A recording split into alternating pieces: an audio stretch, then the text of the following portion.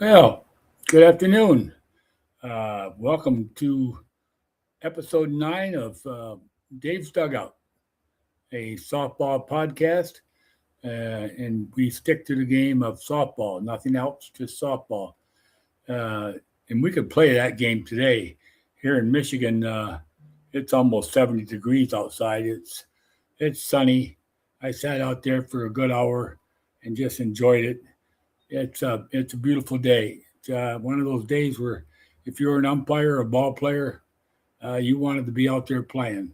Probably a lot of them out there golfing today, but anyway, it's that kind of a day. Again, my name's Dave Schempf. I'm in charge of this podcast. I also have a toll free number. It's 833-7 Dugout. 8337 Dugout. So if you're interested in chatting, ask a question, anything related to softball, please give me a call. It's usually my phone is usually on for those times of from noon to 6. So hoping that you decide to call. Leave a message, anything. I also have a book called Time and Place. Uh, uh, if you're interested, it's here it is.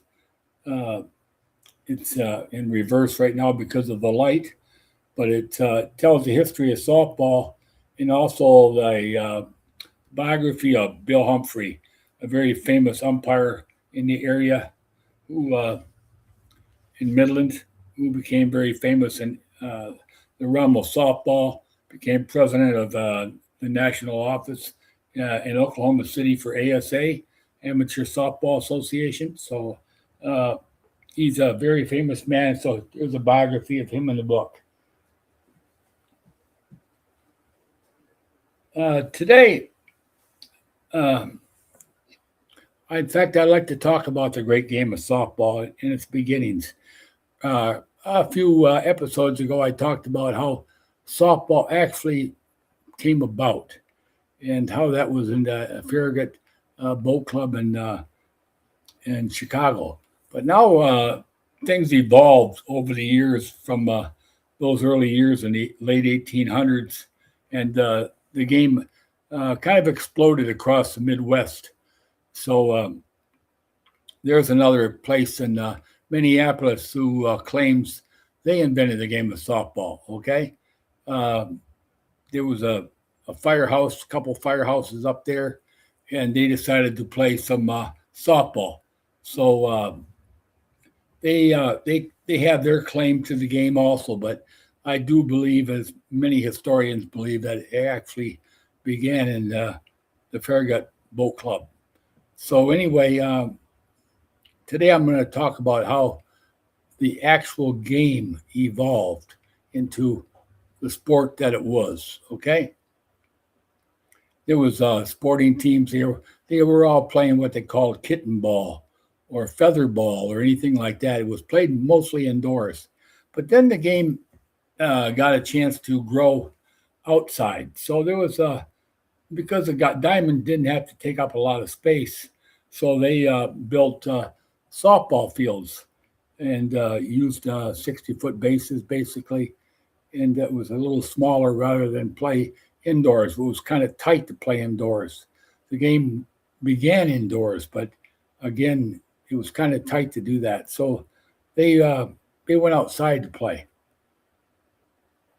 I think my screen locked up. I'm not sure what happened here. Let's see what happened here.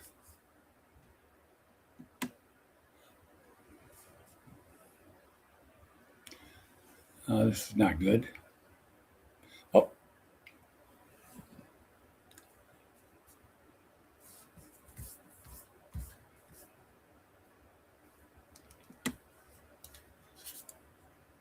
let's try to do this again. It looks like I'm back on. So anyway, uh, during the Great Depression that started in '29, uh, layoffs began. People started to have time off and decided to do some things. And so softball kind of exploded actually during the Depression, believe it or not. And in fact, in 1931, there was over 6 million people unemployed. So the unemployment rate was unbelievable. And the 1933 World's Fair was going to come to Chicago. That was going to be a big event. And they were hoping that because of the fair that maybe it would kick off and make people a lot less aware of the Great Depression. And there was two gentlemen that lived in Chicago, and they thought, well, with the World's Fair coming, maybe we can help grow the game of softball. So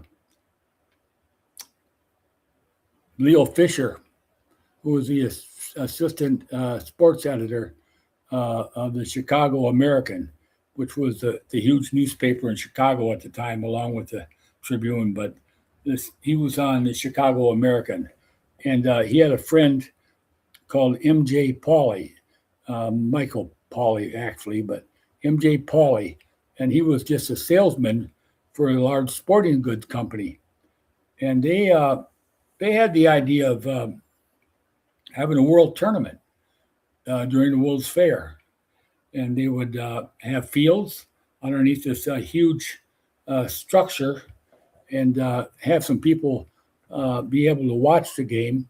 And so they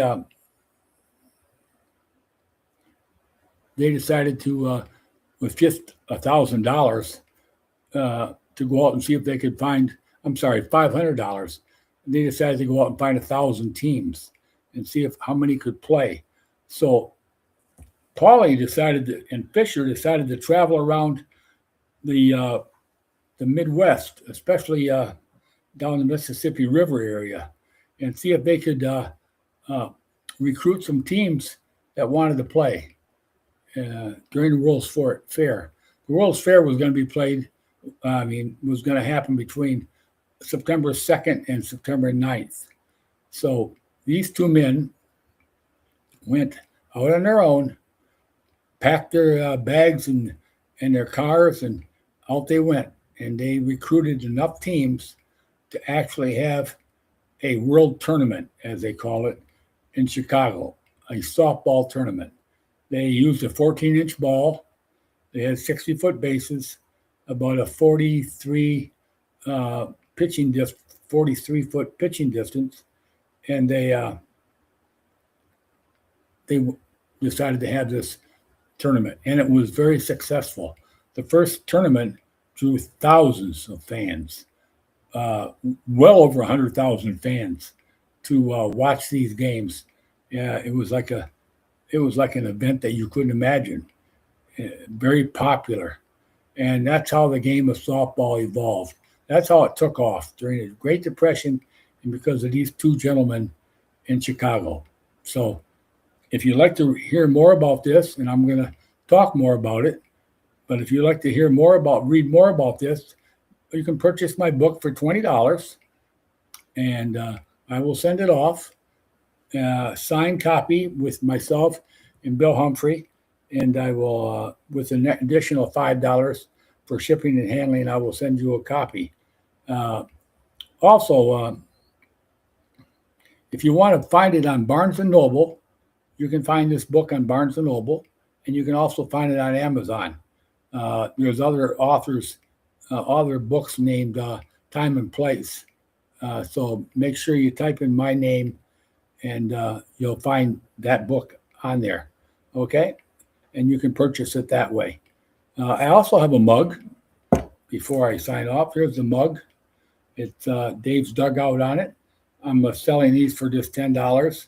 I already sold one to Brian Westfall, who stopped in. So that's what I'm doing right now to raise a little bit of money, help offset the cost of the podcast.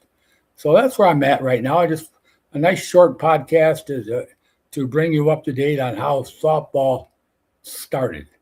And Thursday, we're going to go a little bit more in depth, a little bit more humorous stories we're talking about, okay? Because there's some good ones. So I'm going to sign off right now.